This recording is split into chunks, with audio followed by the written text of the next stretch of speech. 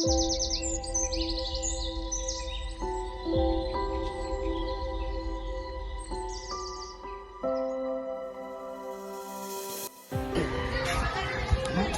ba to?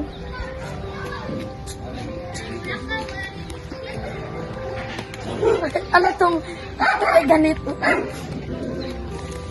Magandang umaga rin.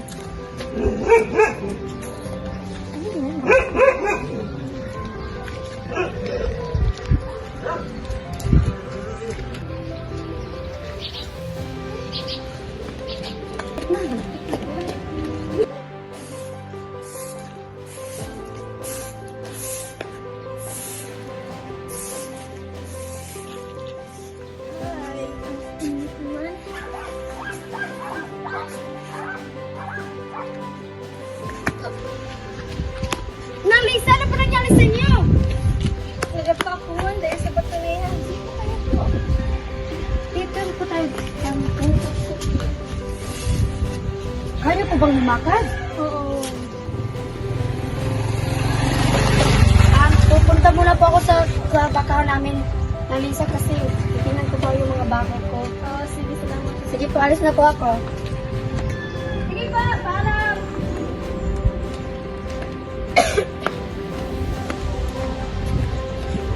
Ano nangyari sa mga baka ko?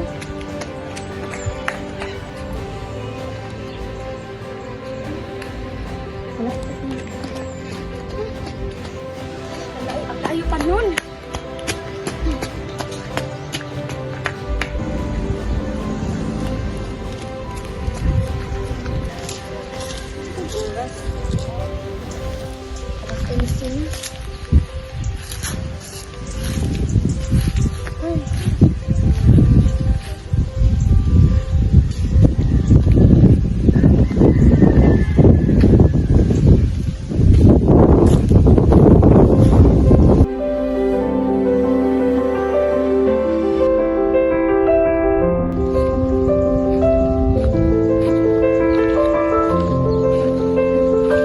Ano ba yung problema ni Lisa?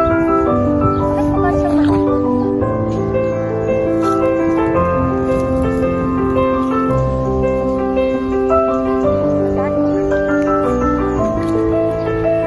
Kamusta ka, Daisy?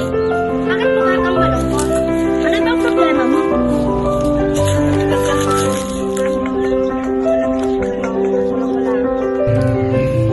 Tara, punta tayo sa bahay ko para pag-usapan natin ang mga problema mo. Oo. Pero nalimutan ko kasi magdala ng tubig. Punta tayo sa bahay ko para pag-usapan natin ang problema mo. Bisa mo dyan.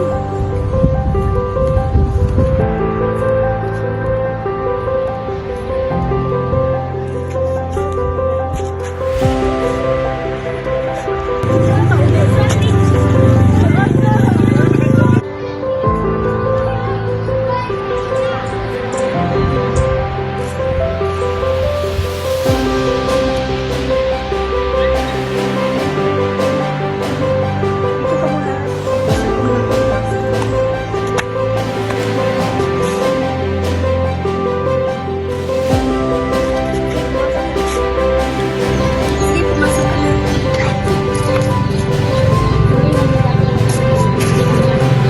Ano bang gusto mo, kape or juice? Sige. Punta muna ako sa kusina.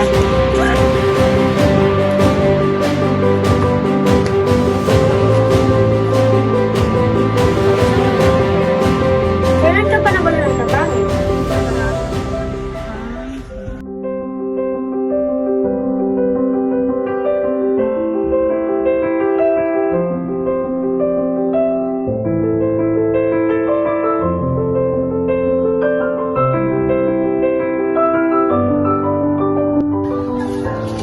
Maraming salamat po sa pag-alis na. Paalam. Paalam.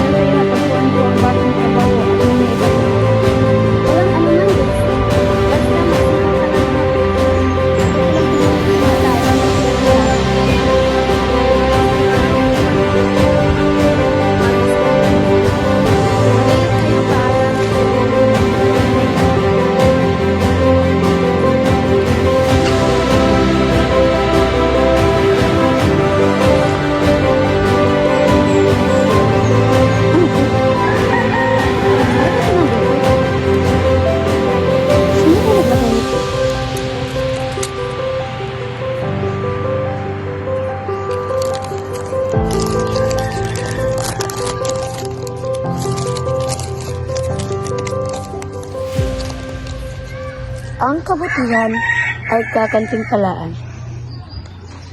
Sino kaya nagsulat nito? Ang kabutihan ay may kapret pa lang talaga. Uuwi mo na nga ako.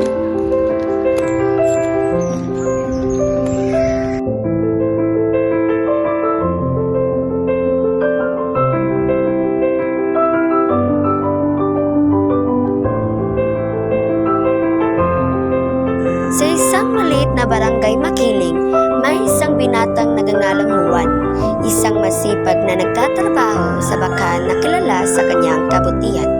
Nakita ni Juan na si Nang Lisa ay nadapa.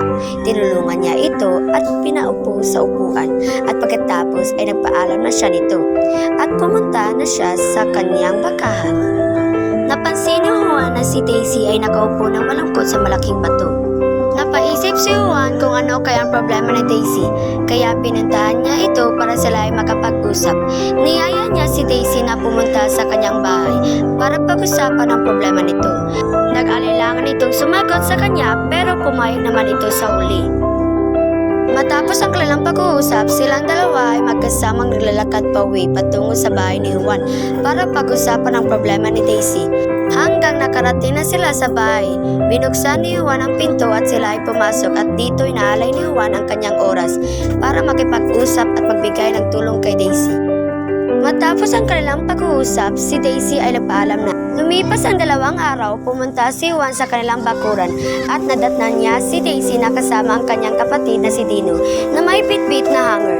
Pinuntahan niya ito at nag-uusap silang dalawa.